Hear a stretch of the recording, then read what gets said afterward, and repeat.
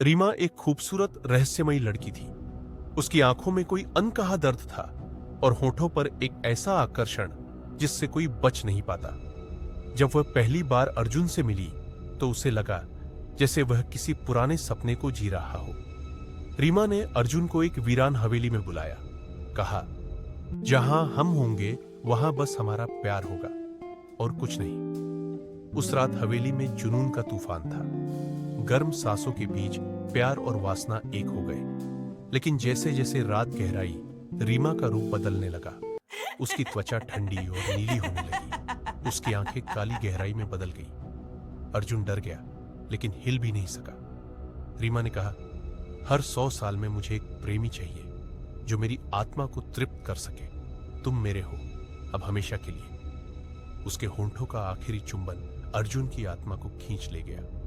सुबह हवेली में बस एक टूटी खाट, कुछ गुलाब की सूखी पंखुड़ियां और एक आईना था जिसमें अब अर्जुन की आंखें मदद के लिए पुकार रही थी। रीमा गायब नहीं हुई, वो बस अगले प्रेमी का इंतजार कर रही है।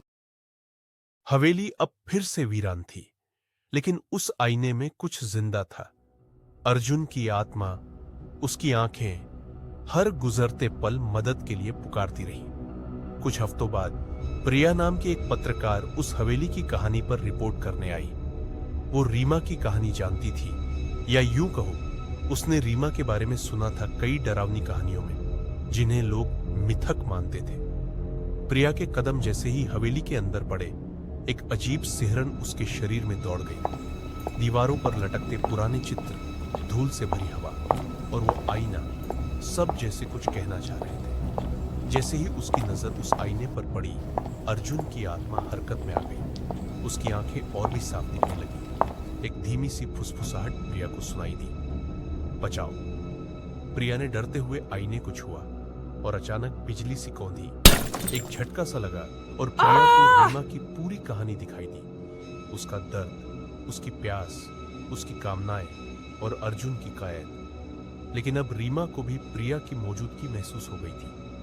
हवेली की हवा भारी होने लगी। दरवाजे अपने आप बंद हो गए और चारों ओर एक पुरानी लोरी गूंजने लगी। जो प्रेमी समझे खेल मुझे, उसे बंधन दूं, देह से छीन लूं।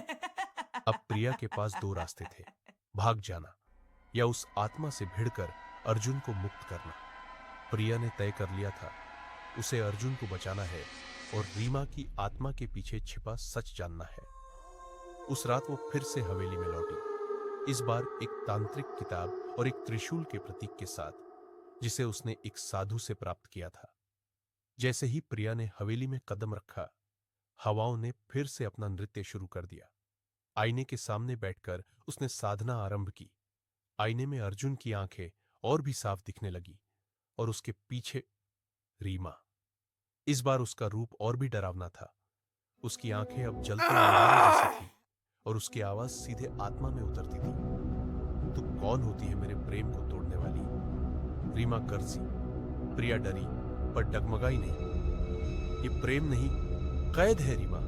अगर तुम्हारा दुख है तो उसका भी हक है आजादी पर। इतना सुनते ही हवेली की जमीन कांपने लगी। आईना भड़कने लगा। रीमा चीखी, हर 100 साल में मुझे प्रेमी नहीं, पूजा चाहिए, भक्ति चाहिए, देह नहीं, आत्मा चाहिए।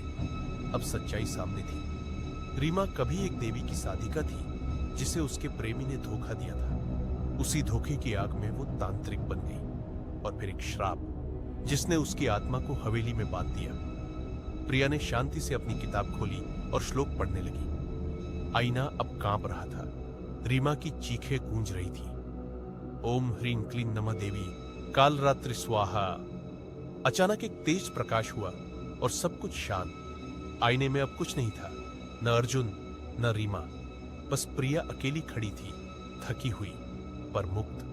पर तभी आईने के कोने में एक हल्की सी मुस्कान दिखी, रीमा की।